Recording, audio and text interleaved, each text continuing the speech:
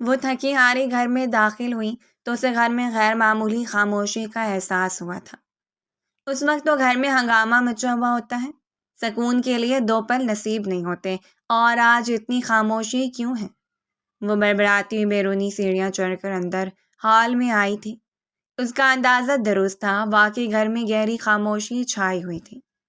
صرف رخسار بیگم ہی تھی جو سامنے رکھے صوفے پر کسی بت کی طرح خاموش بیٹھی تھی۔ شکر امی آپ مل گئیں۔ اس وقت تو آپ بھی اپنے اس پورے کنبے کی خدمت میں مصروف ہوتے ہیں۔ جلدی سے مجھے کھانا دے دیں، بہت زیادہ بھوک لگی ہے۔ بیگ وہیں پٹکتے دھڑام سے ان کے برابر صوفے پر گرنے کے انداز میں بیٹھی تھی۔ رخسار بیگم نے پلٹ کر اپنی 19 سالہ بیٹی کو دیکھا، جن کی اٹھی ناک پر ہر وقت غصہ دھرا رہتا تھا۔ وہ انتہا کی خوبصورت تھی، شہد رنگ آنکھیں اور اسی رنگ کے لمبے بال جن میں ہلکے ہلکے کرلز بنتے تھے، سفید رنگیں جن میں گلابیاں سی گھلی ہوئی تھیں۔ شاید باہر گرمی بہت زیادہ تھی جس کی وجہ سے اس کی رنگت تمتما رہی تھی۔ وہ دائیں ہاتھ کی ہتھیلی کو دباتے بار بار اپنی لمبی پلکیں جھپکا رہی تھی۔ آج کالج میں بہت زیادہ کام تھا، میں بہت زیادہ تھک گئی۔ پتہ نہیں آپ لوگ کیوں چاہتے ہیں میں پڑھائی کروں؟ مجھ سے نہیں ہوتی یہ پڑھائی۔ اللہ کرے جلدی سے ایگزام ہو اور اس پڑھائی سے تو جان چھوٹے۔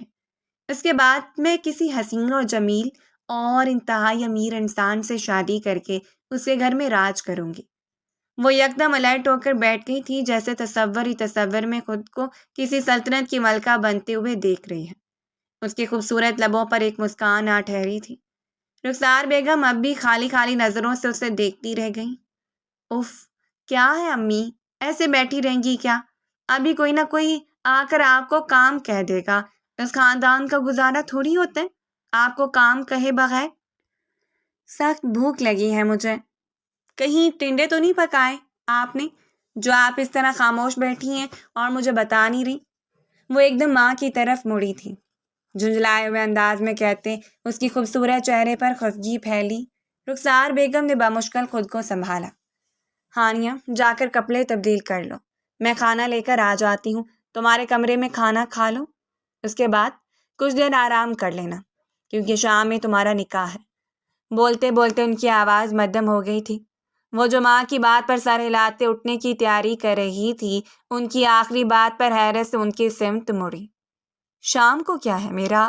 اس کی آواز میں حیرانی تھی۔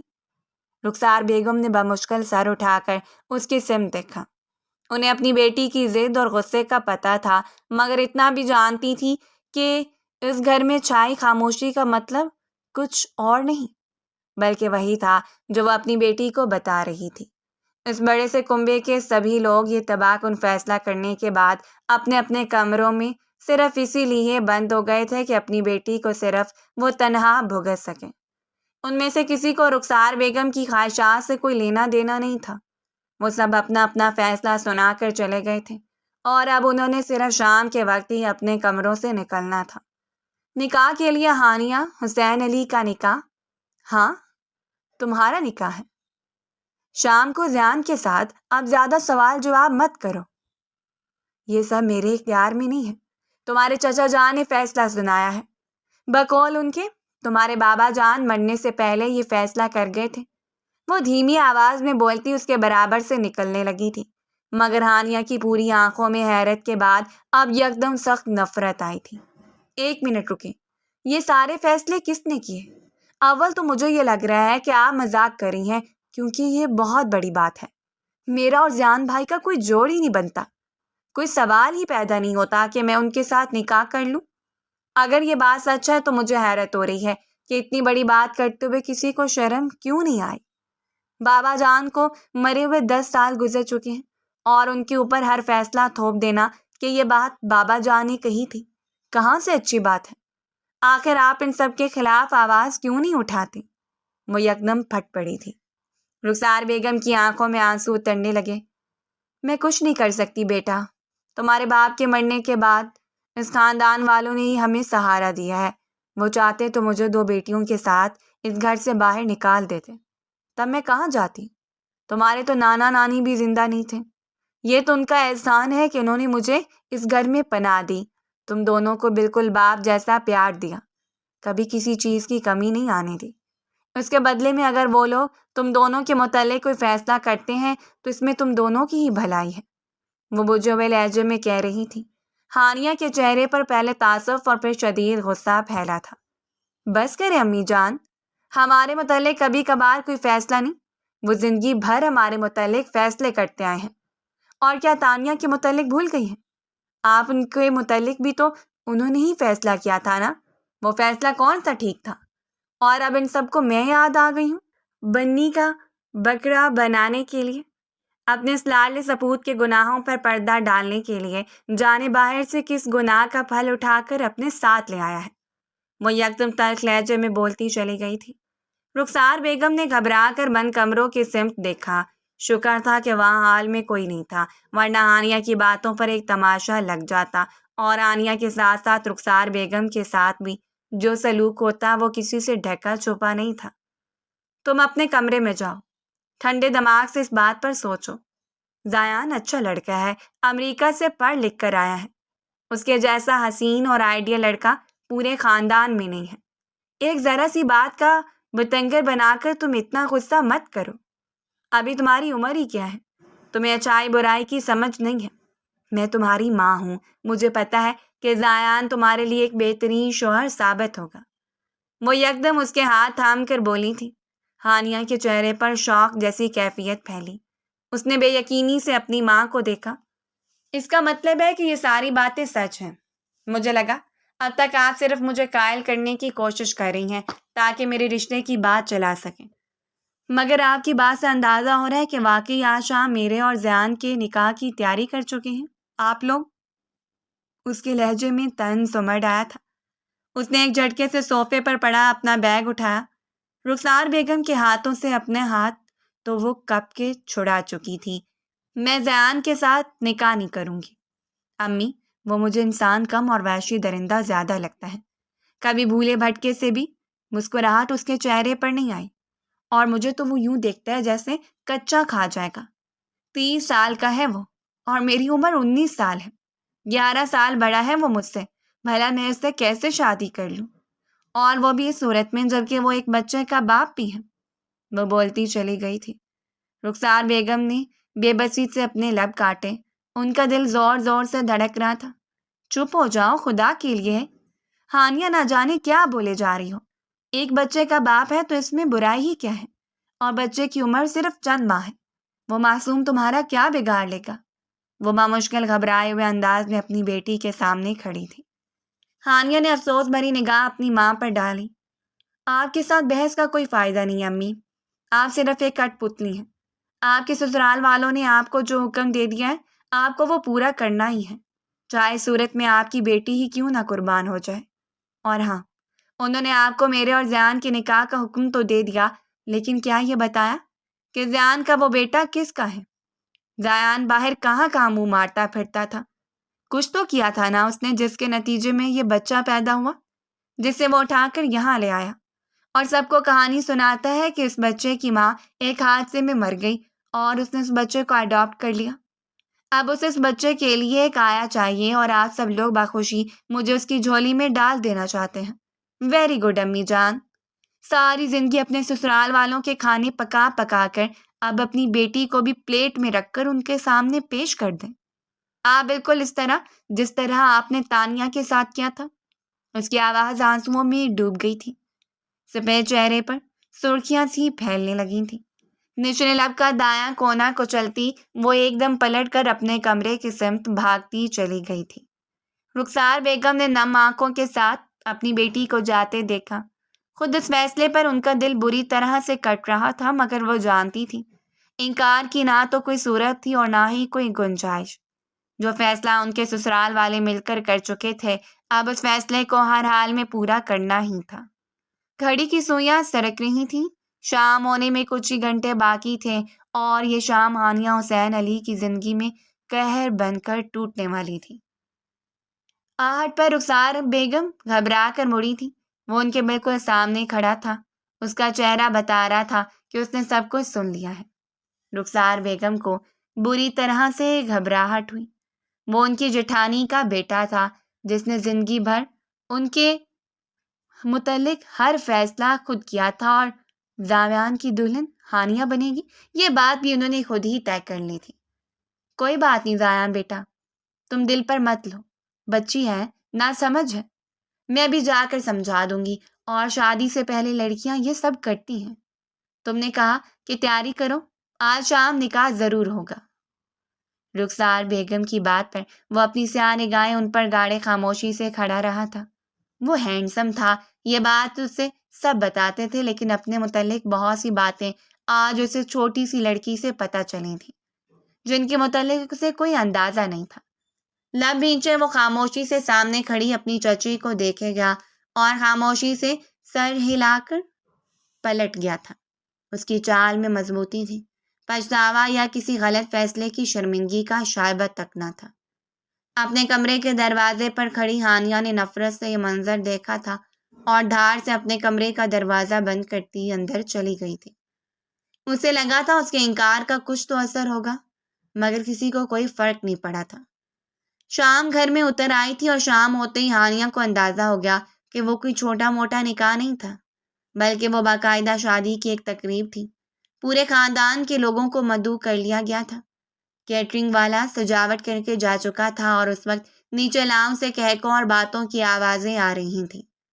وہ اپنے کمرے میں بیٹھی سرتاپا سلگ رہی تھی جب رخسار بیگم کمرے میں داخل ہوئی۔ یہ کپڑے تمہاری چچی نے بھیجے ہیں، جاؤ جلدی سے تبدیل کر کے آ جاؤ۔ بیوٹیشن تو میں نے بلائی نہیں، مجھے پتا تھا تم اس سے میک اپ نہیں کرواؤ گی، اس لیے خود ہی کر لینا، ویسے بھی تم ہر روپ میں ہی پیاری لگتی ہو۔ وہ سادگی سے کہتے پلٹ کر باہر چلی گئی تھی۔ ہانیہ نے سلگتی ہوئی نگاہ اٹھا کر اپنی ماں کی سمت دیکھا، مگر اسے پتا تھا احتجاج کرنا فضول ہے۔ اس کے احتجاج کا سارا اثر صرف اس کی ماں پر ہی پڑنا تھا۔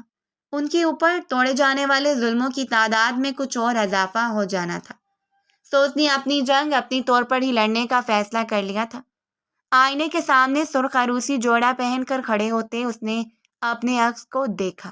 بھول ہے یہ تمہاری زیان علی کہ پوری زندگی عیش پرستی میں گزارنے کے بعد تمہیں ایک نیک لڑکی اپنی بیوی کے طور پر مل جائے گی، جو تمہاری دل پشوری کرے گی اور تمہارے بچے کو سنبھالے گی۔ مجھ سے تم ہر چیز کی توقع کر سکتے ہو، مگر وفاداری کی تو ہرگز نہیں۔ میں تمہیں بتاؤں گی کہ تمہارا اور تمہارے والدین کا یہ فیصلہ کتنا غلط تھا۔ نفرت بھرے انداز میں کہتے وہ اپنے سامنے پڑی میک اپ کو اٹھا اٹھا کر پٹک رہی تھی۔ نہ چاہتے ہوئے بھی چند چیزیں استعمال کرنے کے بعد اس نے اپنے چہرے پر گھونگھٹ نکال لیا تھا۔ اسے پتا تھا وہ حسین ہے، دنیا نے ہمیشہ اس کی تعریف ہی کی تھی، اور آج وہ اپنے آپ کو دلہن کے روپ میں دیکھ کر یہ بات ماننے پر مجبور ہو گئی تھی کہ واقعی حسن اس پر ٹوٹ کر برسا تھا۔ دلہنوں کو تو ہاتھوں پر مہندی بھی لگائی جاتی ہے، میں کیسی دلہن ہوں جسے تیار کرنے کی کسی کے پاس فرصت ہی نہیں۔ وہ تلخ انداز میں ہنس پڑی تھی۔ یہاں سب کو صرف اپنی اپنی زندگیاں اپنی مرضی سے گزارنے کی پڑی ہیں، لوگ مجھے دلہن کم اور ایک کاٹ پتلی زیادہ سمجھتے ہیں۔ وہ تلخ ہوئے جا رہی تھی۔ شاید اپنے متعلق وہ اس سے بھی زیادہ برے انداز میں سوچتی اگر دروازے پر دستک دے کر کچھ افراد اندر نہ داخل ہوتے۔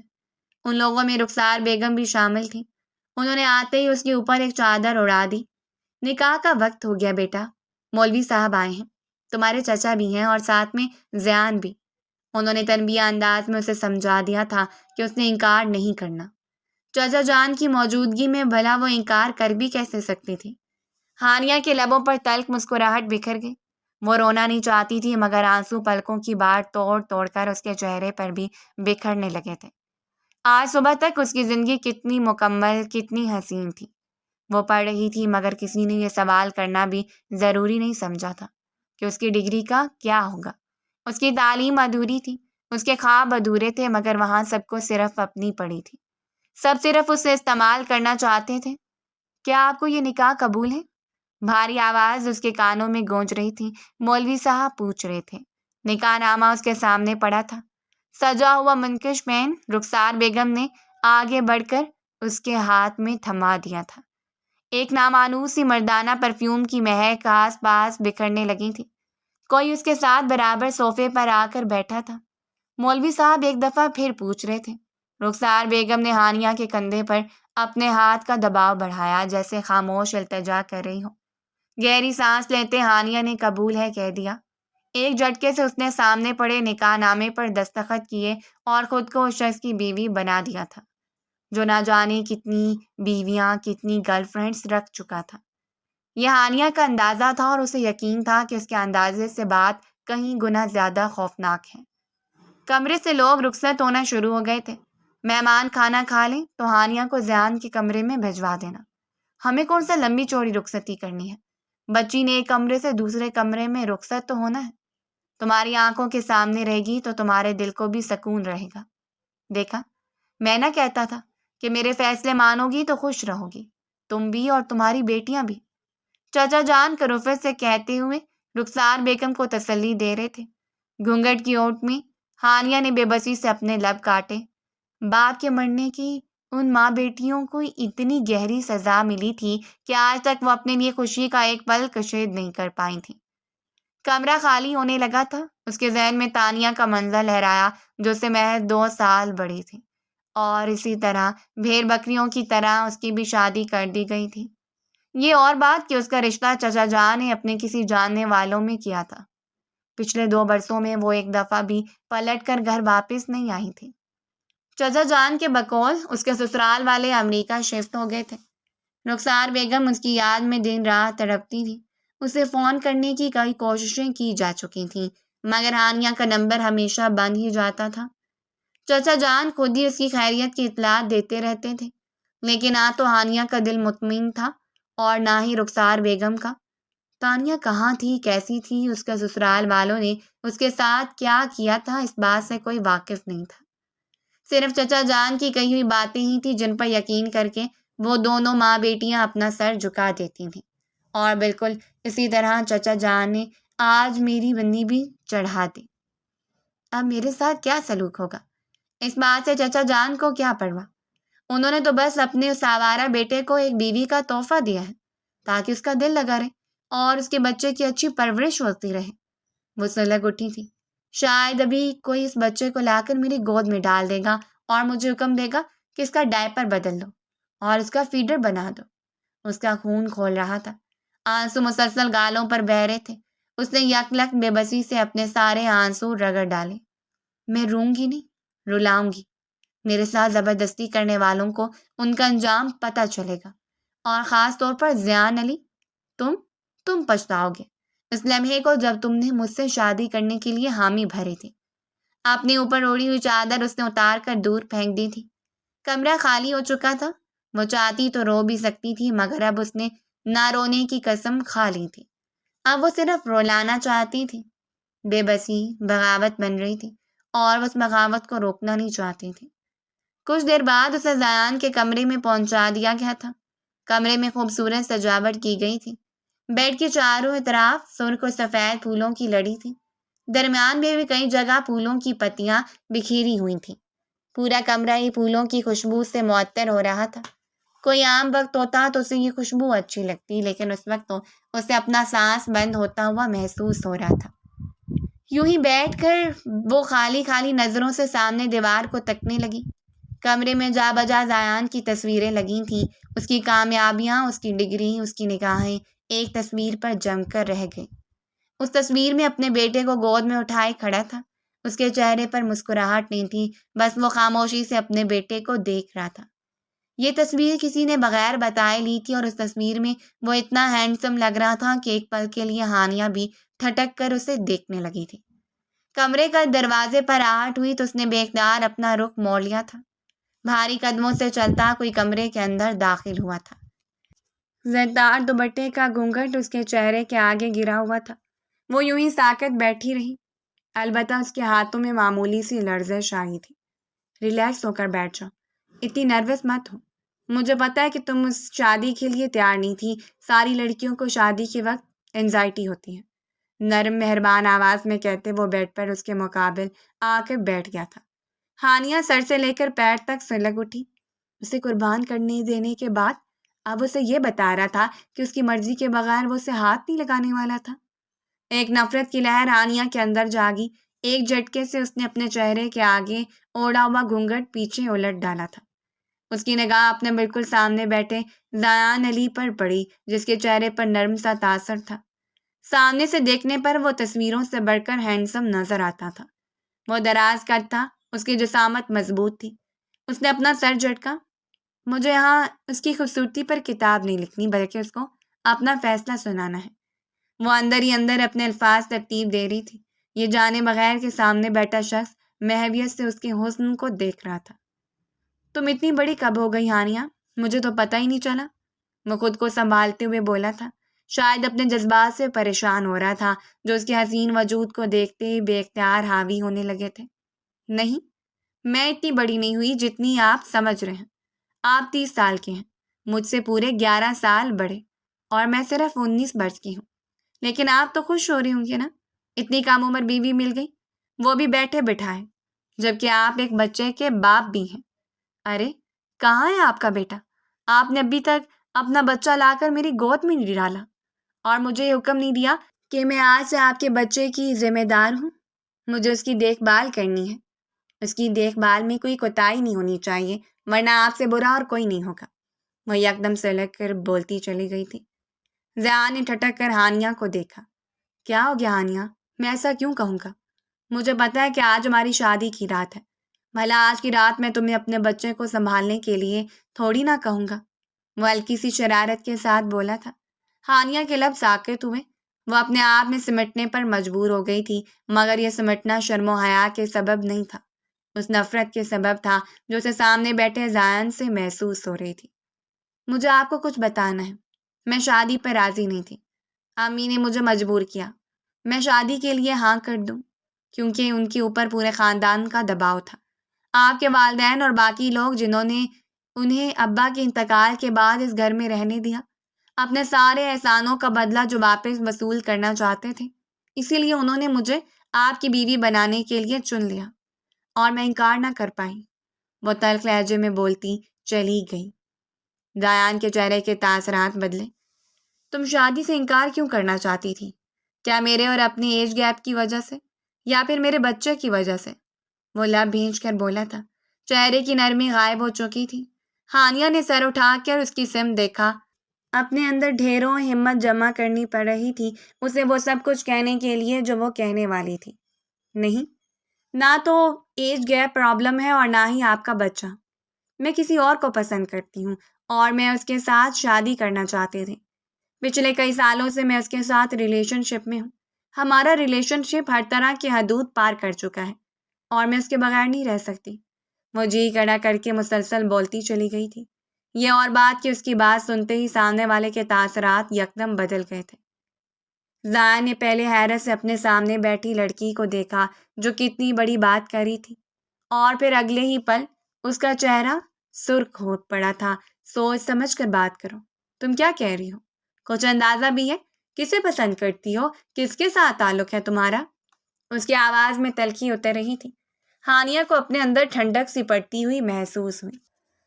یہی تلخی، یہی نفرت تم لوگوں نے میرے اندر بوئی ہے، آج وہی سوز سمیت واپس کروں گی۔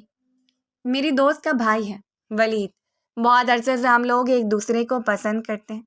میرا ارادہ تھا کہ تعلیم پوری ہوتے ہی میں اسے کہوں گی تو وہ رشتہ لے کر میرے گھر آئے، لیکن آپ لوگوں نے مجھے مہلت ہی نہیں دی اور زور زبردستی مجھے یہاں لا کر بٹھا دیا ہے آپ کی سجی ہوئی سیج پر۔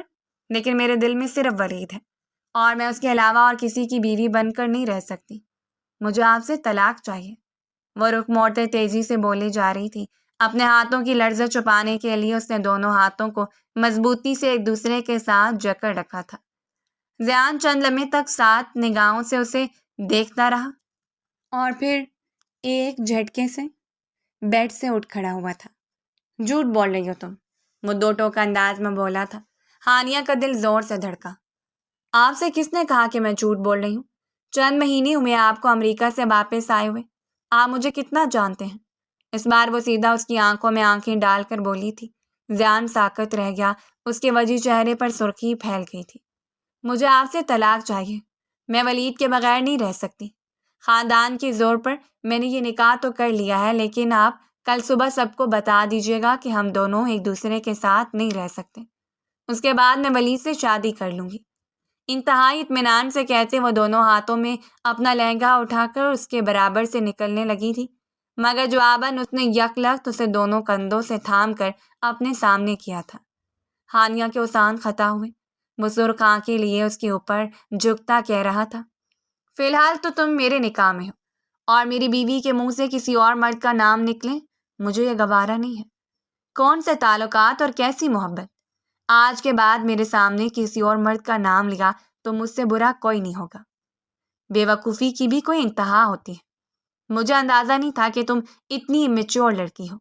کسی اور کو پسند کرتی تھی تو نکاح سے پہلے بتانا تھا۔ نکاح نامے پر سائن کرتے وقت تمہارے ہاتھ کیسے نہیں کانپے؟ دھوکہ دیا تم نے مجھے، اور دھوکے کے بدلے میں صرف دھوکہ ہی ملتا ہے، محبت یا نرمی نہیں۔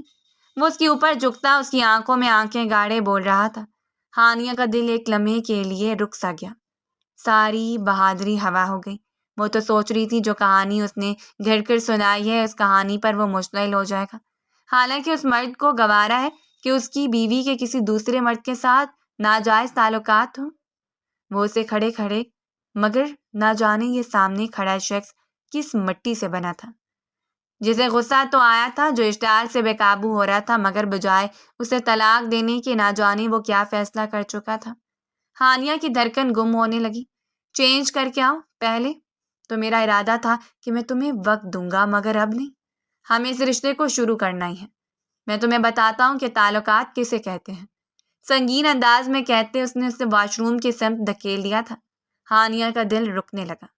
وہ جان بوجھ کر گھنٹہ بھر واش روم میں ہی کھڑی رہی تھی، اور جب کھڑے کھڑے اس کی ٹانگیں دکھنے لگیں تو آہستگی سے دروازہ کھول کر باہر نکل آئی تھی۔ اس کا ذہن سن ہو چکا تھا، اگر اس نے مجھے ہاتھ لگانے کی کوشش کی تو میں اس کی جان لے لوں گی۔ وہ نفرت سے سلگتی ہوئی واش روم سے باہر نکلی تھی، مگر ایک کمرہ خالی تھا، وہ جا چکا تھا۔ ایک پل کے لیے ہانیہ ساکت ہوئی۔ میں اس کی دسترس میں تھی، جو چاہے کر سکتا تھا، اور کہا بھی تو اس نے وہی سب تھا، تو پھر کیا اس نے میری بات مان لی کہ میں کسی اور کو پسند کرتی ہوں؟ اتنا نیک لگتا تو نہیں کہ میری خواہش کا احترام کرے اور یہاں سے چلا جائے۔ سلگتی ہوئی وہ بیڈ تک چلی آئی تھی۔ جہاں بھی جانا ہے جائے، میری جان تو چھوڑ دے۔ فی الحال کروٹ بدلتے وہ آنکھیں موند کر سونے کی کوشش کرنے لگی تھی۔ نیا کمرہ، نیا بستر، اور سب سے بڑی بات کمرے میں پھیلی اس کی پرفیوم کی مہک۔ کچھ تو تھا جو اسے بری طرح سے ڈسٹرب کر رہا تھا کہ کئی گھنٹے تک کروٹیں بدلنے کے بعد وہ بڑی مشکل سے سو پائی تھی، اور جب سوئی تو صبح کسی کے مسلسل بجتے الارم پر ہی اس کی آنکھ کھلی تھی۔ وہ گھبرا کر اٹھی۔ اٹھ جاؤ، سب لوگ ناشتے کے لیے بلا رہے ہیں، مہمان جمع ہیں نیچے۔ وہ ڈریسنگ ٹیبل کے سامنے کھڑا بالوں میں برش پھیر رہا تھا۔ اسے اٹھتے دیکھ کر بغیر اس کی طرف مڑے سنجیدگی سے بولا تھا۔ ہانیہ نے گہری سانس لی، تو اب اسے ایک روایتی دلہن کی طرح بھی بیہیو کرنا پڑے گا، ناشتے کی میز پر بیٹھنا پڑے گا، مسکرا کر جیتی کرنا پڑے گی۔ اٹھتے ہی اس کے سر میں درد شروع ہونے لگ گیا تھا۔ مجھے کالج جانا ہے، میرا آج ضروری ٹیسٹ ہے، میرے پاس ان فالتو کی چیزوں کے لیے وقت نہیں ہے۔ وہ تلخی میں کہتے ہوئے اٹھ کر واش روم کے سمت جانے لگی تھی۔ جب اس نے لپک کر ہانیہ کی کلائی تھامی، وہ جھٹکا کھا کر اس کے سینے سے آ ٹکرائی تھی۔ اگر میں تمہاری عزت کا تماشا نہیں لگا رہا تو مہربانی کر کے اپنا منہ بند رکھو۔ لوگوں کے سامنے خود کو اور مجھے ڈیگریڈ مت کرو۔ جلدی سے تیار ہو جاؤ، ہمیں نیچے ناشتہ کرنے جانا ہے، کالج کچھ روز بعد چلی جانا۔ اس کی آنکھوں میں جھانکتے وہ دو ٹوک انداز میں کہہ رہا تھا۔ ہانیہ کو اس کی قربت سے وحشت ہونے لگی۔ مضبوط ہاتھوں کی گرفت کلائی پر محسوس کرتے اس کا دل دھک سے رہ گیا تھا۔ میں چاہوں تو تمہارے ساتھ کچھ بھی کر سکتا ہوں، جانتی ہوں نا، لیکن میں اتنا گرا ہوا انسان نہیں ہوں۔ مجھے سختی پر مجبور مت کرو، جا کر تیار ہو کر آؤ۔ اس کی کلائی چھوڑتے وہ ایک دفعہ پھر ڈریسنگ ٹیبل کی طرف مڑ گیا تھا۔ ہانیہ کی آنکھوں میں نمی سی اترنے لگی، جسے اس نے سر جھٹک کر آنسو بننے سے روکا تھا۔ الماری سے کپڑے نکال کر وہ واش روم میں جا گھسی تھی۔ کچھ دیر بعد وہ باہر نکلی تو وہ صوفے پر بیٹھا اسی کا انتظار کر رہا تھا۔ اسے لیے وہ نیچے چلا آیا، جہاں خاندان کے کئی سارے مہمان ناشتے کی میز پر موجود تھے۔ ان دونوں کو ایک ساتھ آتے دیکھ کر رخسار بیگم کے دل میں ڈھیروں سکون اترا تھا، اور انہیں ذہن پسند تھا۔ زبردستی کے کیے گئے اس فیصلے کے باوجود وہ چاہتی تھی کہ ہانیہ اس رشتے کو دل سے قبول کر لے۔ یہاں بیٹھ جاؤ تم دونوں، انہوں نے اٹھ کر ہانیہ اور زیان کے لیے کرسی سیٹ کی تھی۔ زیان خاموشی سے ناشتے کی ٹیبل پر بیٹھ گیا، وہ بھی جنس پر ہوتے ہوئے اس کے برابر بیٹھ گئی تھی۔ چاند سورج کی جوڑی ہے، ماشاءاللہ، ایک رشتہ دار نے تعریف کی تھی۔ وہ خاموشی سے اپنے ناشتے کی پلیٹ پر جھک گئی۔ اسے اندازہ نہ ہو سکا کہ زیان کے چہرے پر کیسے تاثرات ہیں، کیونکہ وہ بغیر کچھ کہے اپنے کپ میں چائے انڈیلنے لگا تھا۔ کئی ملازمین کے ہونے کے باوجود رخسار بیگم مسلسل کچن اور ٹیبل کے درمیان چکر لگا رہی تھی۔ ہانیہ کو افسوس ہونے لگا۔ آخرکار وہ امی کے اس گھر میں حیثیت بنے گی جو وہ ڈیزرو کرتی تھی۔ شاید کچھ بھی نہیں، اتنی قربانیاں کے بعد بھی کوئی انہیں اس گھر کا فرد نہیں سمجھتا، بس ہر کوئی انہیں ایک ملازم ہی تصور کرتا ہے، اور میری حیثیت بھی تو ایک ملازم جیسی ہے۔ جب جی چاہ شادی کر دی، جب جی چاہا کوئی اور فیصلہ کر دیا۔ وہ اندر ہی اندر کرتی جا رہی تھی۔ اچانک ہی وہ چونکی۔ چچا جان، رخسار بیگم سے سوال کر رہے تھے، گھر میں گل خان نظر نہیں آ رہا، کھانے کی تیاری میں وہ تمہارے ساتھ مدد کروا دیتا تھا، 3-4 روز ہو گئے ہیں وہ غائب ہیں۔ ان کی بات پر ہانیہ نے بھی سر اٹھایا تھا۔ رخسار بیگم واپس مڑتے مڑتے رک گئی تھی۔ پتہ نہیں اس بیچارے کے ساتھ کیا مسئلہ ہے، پرسوں آیا تھا، بڑا ہی افسردہ لگ رہا تھا، کہہ رہا تھا کہ جس بیوی کو بڑے چاؤ سے 1 مہینہ پہلے بیاہ کر لایا تھا وہ کسی کے ساتھ بھاگ گئی ہے۔ اب وہ کورٹ کچہری کے چکر کاٹ رہا ہے تاکہ بیوی کو کسی طرح واپس لا سکے، اسی لیے کئی دن سے غیر حاضر ہے۔ رخسار بیگم کی بات پر چائے پیتی پھپھو نے منہ بنایا تھا۔ لو بھائی، ایسی بد کردار بیوی کو واپس لا کر کیا کرے گا جس کے اپنے شوہر کے ہوتے ہوئے بھی کسی دوسرے مرد کے ساتھ تعلقات ہوں؟ ایسی لڑکیوں کو تو فوراً طلاق دے دینی چاہیے، اپنے ساتھ ساتھ اپنے شوہر کی بھی عزت مٹی میں ملا دیتی ہیں۔ ان کے بالکل سامنے بیٹھی ہانیہ کا وجود ایک پل کے لیے ثابت ہوا تھا۔ کل رات کی سنائی گئی کہانی اس کی آنکھوں کے سامنے گردش کرنے لگی تھی۔ ساتھ بیٹھا زیان نے ہاتھ میں پکڑا کپ واپس میز پر رکھ دیا تھا۔ چچی جان بھی سر ہلا کر پھپھو کی ہاں میں ہاں ملا رہی تھی۔ ایسی لڑکی سے بھلا شادی کی ہی کیوں اس نے؟ آج کل کی لڑکیوں کو بھی نہ جانے کیا ہو گیا ہے، اچھے بھلے شوہر کے ہوتے ہوئے گھر سے باہر منہ مارتی پھرتی ہیں۔ ایسے کا تو کوئی انجام نہیں ہوتا، اور مجھے تو ایسے مردوں پر حیرت ہوتی ہے جو سب کو جانتے بوجھتے ایسی لڑکیوں کو اپنے گھر میں جگہ دیتے ہیں۔ پہلے دن ہی انہیں تو گولی مار دینی چاہیے۔ چچی نے تو انتہائی کر دی تھی۔ ہانیہ بے ساختہ اپنی جگہ سے اٹھ کھڑی ہوئی۔ میں اپنے کمرے میں جا رہی ہوں۔ اسے اٹھتا دیکھ کر زیان نے ایک نگاہ اس پر ڈالی تھی۔ ہانیہ کو اس کی آنکھوں سے شعلے نکلتے ہوئے محسوس ہو رہے تھے۔ دھڑکتے دل کو سنبھالتے وہ تیزی سے پلٹ کر واپس اپنے کمرے میں چلی آئی تھی۔ ارے، اسے کیا ہوا؟ ناشتہ بھی ٹھیک سے نہیں کیا؟ شاید شرما گئی ہوگی۔ نئی نویلی دلہن ہے نا، چونچلے بھی تو کرنے ہیں۔ پھپھو ایک دفعہ پھر منہ بنائے کہہ رہی تھی۔ زیان گہری سانس لیتا اپنی جگہ سے اٹھ کھڑا ہوا تھا۔ میں ضروری کام سے جا رہا ہوں۔ وہ نیپکن سے ہاتھ اور منہ صاف کرتا گھر سے باہر نکل گیا تھا۔ اسے سمجھ نہیں آ رہی تھی کہ اسے کیا چیز بری لگ رہی تھی، پھپھو کی باتیں، اپنی ماں کی باتیں، یا رات میں جو کچھ ہانیہ نے اسے کہا تھا وہ سب کچھ۔ اپنے کمرے میں بے چینی سے ٹہلتی ہانیہ کہاں بس نہیں چل رہا تھا اپنے جسم پر پہنا وہ بھاری جوڑا اتار کر پھینک دے۔ ہاتھوں میں پہنی چوڑیاں تو اس نے واپس آتی اتار کر ڈریسنگ ٹیبل پر ڈھیر کرتی تھی۔ شاید مزید بھی کچھ کرتی جب دستک دے کر رخسار بیگم اندر داخل ہوئی۔ اپنا منہ ٹھیک کرو ہانیہ، سب نوٹ کر رہے تھے کہ تم ٹھیک طریقے سے بات نہیں کر رہی۔ نئی شادی شدہ دلہن کہ یہ تیور نہیں ہوتے، انہوں نے آتے خفگی سے کہا تھا۔ وہ جھنجھلا کر پلٹی۔ بس کر دیں امی جان، اب کیا میں ان کے پیر دھو دھو کر پینا شروع کر دوں؟ کر تو لی ہے شادی، دلہن بن کر بیٹھ بھی گئی ہوں، اب اور کیا چاہتی ہیں آپ مجھ سے؟ وہ نروٹھے پن سے بولی تھی۔ رخسار بیگم کو اپنی بیٹی پر ترس بھی آیا اور غصہ بھی۔ آخر تمہیں کس بات کا غصہ ہے ہانیہ؟ زیان اچھا لڑکا ہے، تم ذرا ٹھنڈے دماغ سے سوچو، اس میں کوئی برائی نہیں ہے۔ وہ مزید بھی کچھ کہتی مگر وہ بری طرح سے چڑھ گئی تھی۔ مجھے زیان کی اچھائیاں مت گنوائیں، میں اس رشتے کے لیے راضی نہیں تھی۔ یہ ایک زبردستی کی شادی ہے اور صرف اپنے مفاد کے لیے انہوں نے میرا نکاح زیان سے کیا ہے۔ مجھے اپنی اتنی بے عزتی منظور نہیں ہے۔ وہ آنسوؤں کو پیتے ہوئے کہہ رہی تھی مگر جب کچھ نہ بن پڑا تو جھنجھلاہٹ سے بیٹھتے اس نے گھٹنوں میں اپنا چہرہ چھپا لیا تھا۔ بازو اب میں لپیٹتے اس نے جیسے تھک کر اپنی آنکھیں بند کر لی تھیں۔ رات وہ کمرے میں آیا تو خاموشی سے بیٹھ کر دوسری طرف لیٹ گیا تھا۔ ہانیہ کو حیرت ہوئی، اس نے ابھی تک اپنا بچہ لا کر ہانیہ کی گود میں نہیں ڈالا تھا اور کوئی لمبے چوڑے لیکچرز نہیں دیے تھے۔ مجھے کیا پڑی ہے پوچھنے کی، میری ذمہ داری تھوڑی ہے اس کا بچہ۔ وہ کروٹ بدل کر سونے کی کوشش کرنے لگی تھی۔ ضیاء نے اس کی بات بلا ضرورت اسے مخاطب کیا تھا، وہ بھی اپنی زندگی میں مگن تھی۔ ضیاء اپنے بچے کے لیے ایک آیا کو لے آیا تھا اور اب وہی آیا اس 6 ماہ کے زید کا خیال رکھ رہی تھی۔ ایک دو دفعہ ہانیہ نے سنا بھی تھا کہ چچی دبے دبے انداز میں ضیاء کو کہہ رہی تھی، مگر جواب وہ کچھ نہیں بولا تھا۔ وہ اپنا سر جھٹک کر ہر بار ہی آگے بڑھ جاتی۔ شادی کے شروع کے دن ختم ہوئے تو اس نے کالج جانا شروع کر دیا تھا۔ اس کے کالج جانے پر بھی کسی نے کوئی اعتراض نہیں کیا۔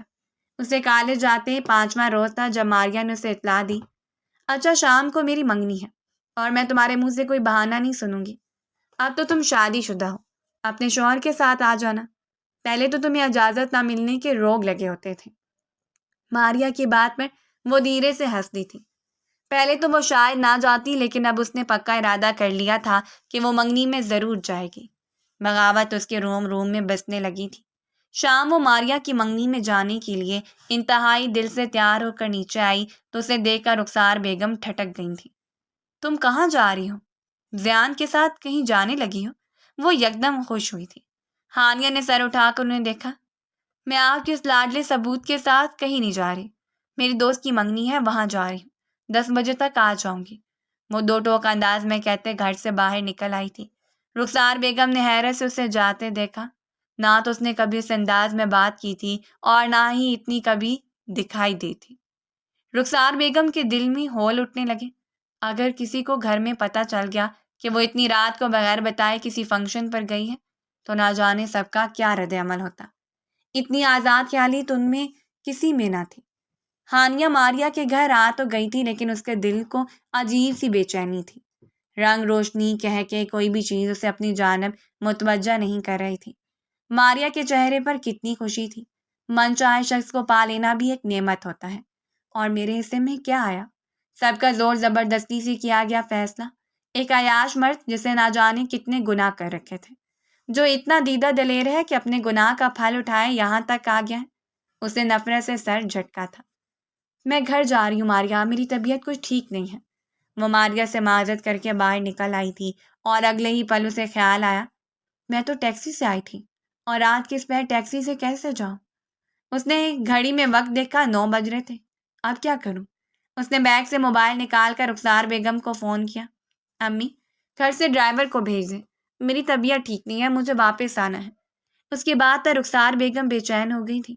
تم فکر مت کرو، میں ابھی ڈرائیور کو بھیج رہی ہوں، بس 15 منٹ ہی لگیں گے۔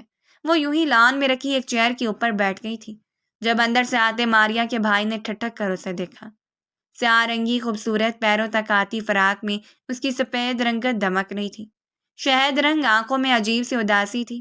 وہ اپنے ہاتھ میں پہنی ہوئی سیاہ چوڑیوں کو بے خیالی میں گھماتے ہوئے نہ جانے کے اس خیال میں گم تھی جب وہ اس کے پاس آ کر کھنکارا۔ آپ ماریا کی فرینڈ ہے نا؟ کیا کوئی پریشانی ہے؟ ہانیہ نے چونک کر سر اٹھایا تھا۔ وہ سامنے کھڑا فکر مندی سے اس کی سمت دیکھ رہا تھا۔ یہ ماریا کا بھائی تھا، ولید۔ ولید پر نگاہ پڑتے ہی اسے اپنی وہ کہانی یاد آئی جو اس نے ضیاء کو سنائی تھی۔ اسے خود پر شرم آتی ہوئی محسوس ہوئی۔ ولید کے ساتھ آج اس کی پہلی باضابطہ ملاقات تھی اور میں نے ولید کے بارے میں کیا کیا کچھ کہا تھا۔ وہ ایک جھٹکے سے اٹھ کھڑی ہوئی۔ نہیں، میں ڈرائیور کا ویٹ کر رہی ہوں، بس شکریہ۔ اس کے انداز میں روکھا پن تھا۔ ولید نے حیرت سے اسے دیکھا۔ آئیے میں آپ کو ڈراپ کر دیتا ہوں۔ رات کے اس پہر آپ اس طرح یوں درختوں کے بیچ میں بیٹھے، کوئی جن بھوت چمٹ گیا آپ کو تو؟ ویسے بھی حسین لڑکیوں کو جن بھوت جلد پکڑ لیتے ہیں، وہ عام سے لہجے میں بولا تھا۔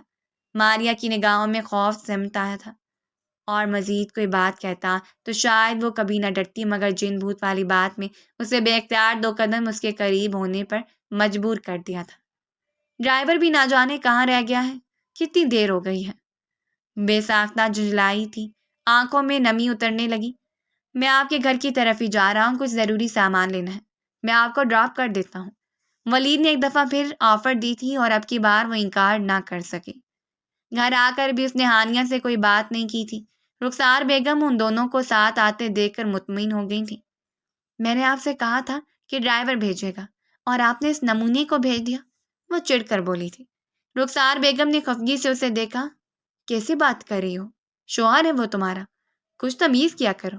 مگر وہ کندھے اچکاتی اپنے کمرے کی سمت بڑھ گئی تھی۔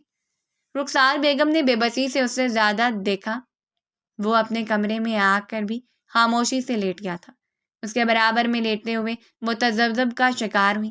آج سے پہلے تو ہمیشہ اس کے سونے کے بعد ہی وہ کمرے میں آتا تھا، لیکن اپنی سوچوں میں گم وہ کب گہری نیند میں اتر کر اسے پتہ ہی نہیں چلا تھا۔ صبح موبائل کے مسلسل بجتے الارم پر وہ گھبرا کر اٹھی تھی۔ او گاڈ، آج ضروری ٹیسٹ اور میں لیٹ ہو گئی۔ پیپر ہونے والے ہیں، لگتا ہے مجھے فیل ہونا ہے۔ وہ گھبرا کر اٹھی تھی۔ کالج یونیفارم پہن کر وہ تیزی سے تیار ہو کر کمرے سے باہر نکل آئی۔ زیان ابھی تک بے خبر سو رہا تھا۔ آج یہ آفس کیوں نہیں گیا؟ وہ حیران ہوئی تھی۔ تیزی سے سیڑھیاں اتر کر وہ نیچے آئی جہاں رخسار بیگم ٹیبل پر ناشتہ لگا رہی تھی۔ چچی جان بھی وہیں موجود تھی۔ تم کہاں جا رہی ہو؟ شادی ہو گئی ہے تمہاری، اب تو گھر دستی سنبھالو۔ بچہ سارا دن روتا رہتا ہے، آیا کو بلا وجہ اتنے پیسے دینے پڑتے ہیں۔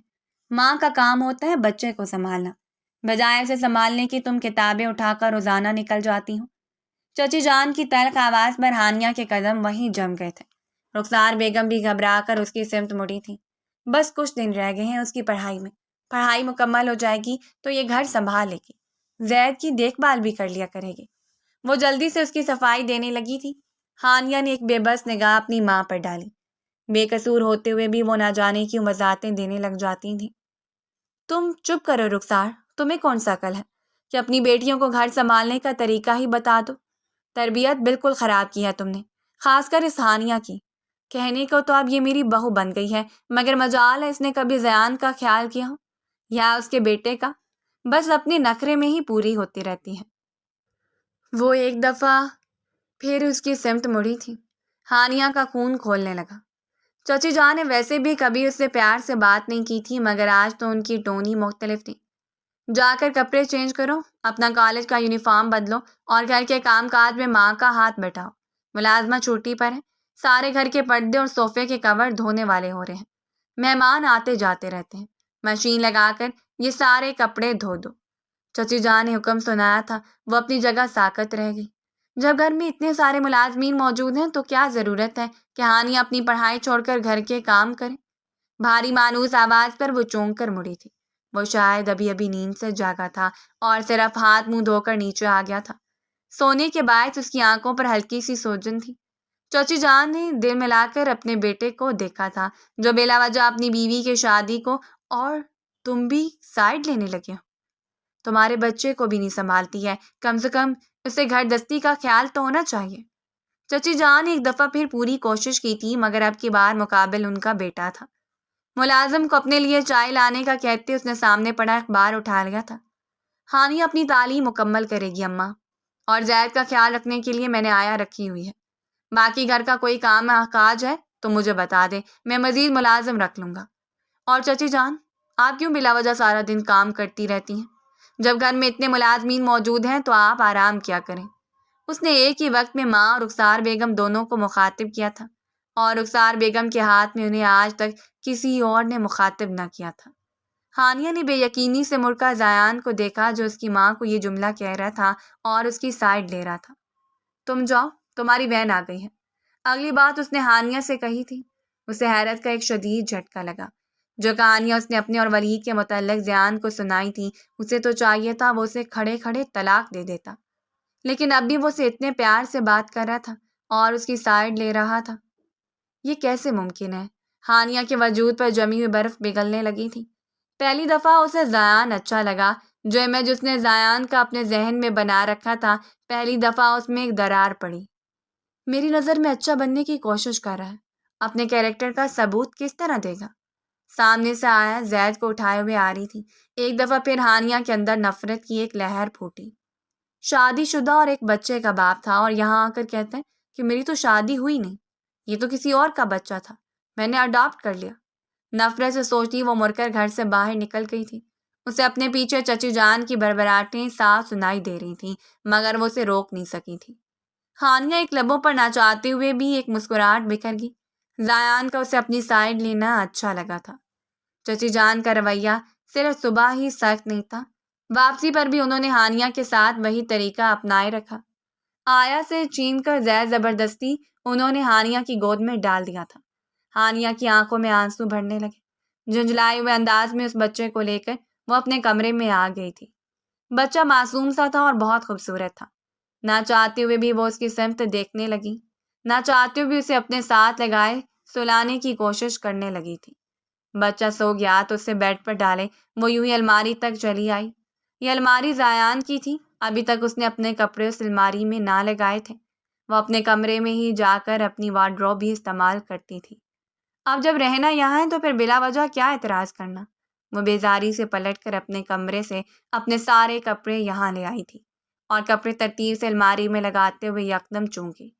الماری کے اندر ایک چھوٹا سا بیگ رکھا ہوا تھا جس کی زپ کھلی تھی اور اس بیگ میں سے سارے کاغذات باہر نکل رہے تھے۔ اس نے یوں ہی بیگ اٹھا کر چیزیں ترتیب سے واپس اندر ڈالیں تو بری طرح سے ٹھٹکی۔ بیگ کے اندر ایک تصویر تھی، بلکہ ایک نہیں کئی تصاویر، کئی کاغذات۔ ساکت نگاہوں سے وہ ایک ایک صفحہ دیکھتی گئی۔ تصویر میں موجود لڑکی کوئی اور نہیں، تانیہ تھی، اس کی بڑی بہن تانیہ، جو شادی کے بعد سے غائب تھی، جس کا کچھ پتہ نہ تھا۔ تصویر نے اس نے ایک نومولود بچے کو اٹھا رکھا تھا، وہ بے حد کمزور لگ رہی تھی۔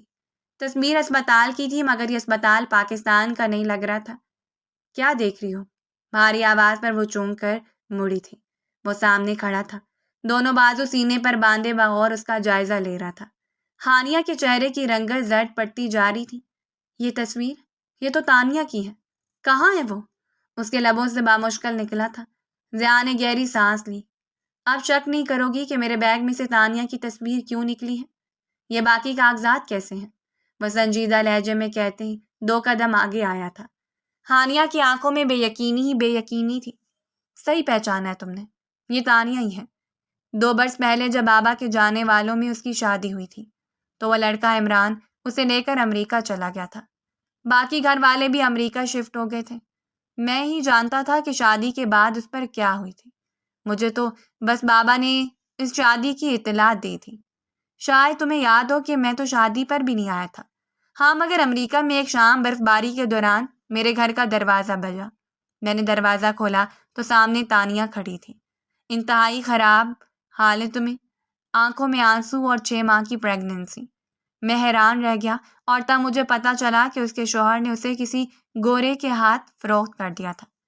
وہ یہ بچہ بھی نہیں چاہتا تھا، حالانکہ یہ بچہ تانیہ کے شوہر عمران کا ہی تھا۔ نہ جانے وہ کس طرح اس گورے کو دھوکہ دے کر مجھ تک پہنچی تھی۔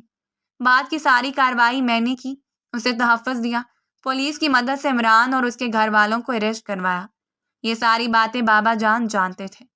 چچی جان کو بتانے سے انہوں نے نہیں منع کیا تھا، بقول ان کے اگر انہیں پتہ چل جاتا کہ ان کی بیٹی کے ساتھ پردیس میں اتنا بڑا ظلم ہوا ہے تو شاید وہ یہ سب سہ نہیں پاتی۔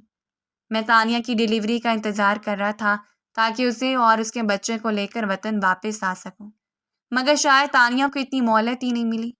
زید کو جنم دینے کے صرف 2 گھنٹے کے بعد وہ اندرونی زخموں کی وجہ سے چل بسی۔ اس کی موت کی خبر دینے سے بھی بابا جان نے ہی مجھے منع کیا۔ میں خاموشی سے وقت گزرنے کا انتظار کرتا رہا۔ زید 6 مہینے کا ہوا تو میری برداشت جواب دے گئی۔ میں اسے تم لوگوں سے الگ نہیں رکھ سکتا تھا۔ اسے ماں کی ضرورت تھی تو میں اسے لے کر وطن واپس آ گیا اور یہاں آتے میری نظر تم پر پڑی تو مجھے پہلی نظر میں ہی اچھی لگی۔ ہم دونوں کے درمیان کافی ایج گیپ ہے، مگر میرے دل نے گواہی دی تھی کہ تم زید کو بالکل اپنی بہن کی طرح پالو گی، ایک ماں بن کر۔ اسے تو خدا نے اتنی مہلت نہیں دی، لیکن تمہیں تو یہ موقع میسر آ رہا ہے۔ اس معصوم بچے کا اس سب میں کوئی قصور نہیں۔ میں جانتا ہوں بابا جان نے غلط کیا، انہیں بغیر جان بیچ کے یہ تانیہ کی شادی وہاں نہیں کرنی چاہیے تھی، لیکن وہ خود بھی بہت شرمندہ تھے اور اسی شرمندگی کی وجہ سے وہ آج تک رخسار چچی کو یہ سب نہیں بتا سکے۔ وہ شرمندگی سے کہہ رہا تھا۔ ہانیہ کے ہاتھوں سے کاغذات اور وہ تصویریں چھوٹ کر نیچے جا گریں۔ بہن کی موت کا صدمہ اتنا شدید تھا کہ وہ اختیار ہڑبڑی مٹی کی طرح زمین پر بیٹھتی چلی گئی اور پھوٹ پھوٹ کر رونے لگی۔ وہ آہستگی سے پنجوں کے بل اس کے برابر بیٹھا تھا۔ میں جانتا ہوں یہ صدمہ بہت بڑا ہے ہانیہ، مگر تمہیں اس کو تسلیم کرنا ہے۔ زندگی کے بعض اوقات ہمیں بہت برے چہرے دکھاتی ہیں، لیکن کس قسمت پر ہمارا اختیار نہیں ہوتا۔ تمہاری بہن تمہارے بیچ میں نہیں ہے، لیکن اس کے وجود کا ایک ٹکڑا تمہارے پاس ہے۔ اس نے سوئے ہوئے زید کو لا کر تانیہ کی گود میں ڈال دیا تھا۔ وہ آنسوؤں کے بیچ میں سوئے ہوئے معصوم فرشتے کو دیکھتی چلی گئی۔ اس نے کیوں نہ پہچانا، اس کے نقوش میں سے واضح طور پر تانیہ کی شبیہ نظر آتی تھی۔ زیان نے اسے خاموشی سے رونے دیا تھا۔ رخسار چچی کو بھی تانیہ کی موت کی اطلاع دے چکی تھی، اور بیٹی کی موت پر رو کر بلا کر وہ بھی خاموش ہو گئی تھی۔ ننھے سے زید کو گود میں اٹھائے انہیں لگا تھا جیسے انہوں نے واپس اپنی بیٹی کو پا لیا ہے۔ چچا جان نے شرمندگی سے اپنے کیے پر معافی مانگی تھی، مگر حقیقت تو یہ تھی کہ وہ خود اس بات سے انجان تھے کہ جہاں تانیہ کا رشتہ کر رہے ہیں وہ لوگ کیسے لوگ تھے۔ میں شرمندہ تھا، اور اسی شرمندگی کو دور کرنے کے لیے میں نے ہانیہ اور زیان کا نکاح کروایا کہ کم سے کم تمہاری دوسری بیٹی تو محفوظ رہے۔ وہ شرمندگی سے رخسار بیگم کو کہہ رہے تھے۔ سارے درد صاف ہونے لگی تھی۔ ہانیہ کے دل میں جہاں زیان کے لیے صرف نفرت تھی، اب وہاں احترام تھا، عزت تھی۔ وہ اس کی بہن کے بچے کو وہاں سے لے کر آیا تھا، مگر وہ اپنے ہاتھوں اپنا گھر برباد کر چکی تھی۔ ولید اور اپنا جھوٹا قصہ سنا کر، اور اس رات جب وہ خاموشی سے کھڑکی کے پاس کھڑی تھی، وہ دھیرے سے اس کے پاس چلا آیا۔ میں جانتا ہوں کہ ولید اور اپنے متعلق تم نے جو کچھ بتایا، وہ ولید تو پچھلے 5 سالوں سے کسی لڑکی کے ساتھ انگیجڈ ہیں، اور وہ دونوں بہت خوش ہیں، اپنی شادی پلان کر رہے ہیں۔ مجھے سمجھنے میں دیر نہیں لگی کہ یہ سب تم نے صرف جھوٹ بولا تھا۔ وہ آہستگی سے اسے اپنے ساتھ لگاتے کہہ رہا تھا۔ ہانیہ کے دل میں ڈھیروں سکون اترنے لگا۔ اب کوئی وضاحت، کسی صفائی کی ضرورت نہیں تھی۔ پلکیں مونتے اس نے زیان کے سینے پر اپنا سر ٹکا دیا تھا۔ اب وہ ایک مکمل فیملی تھے۔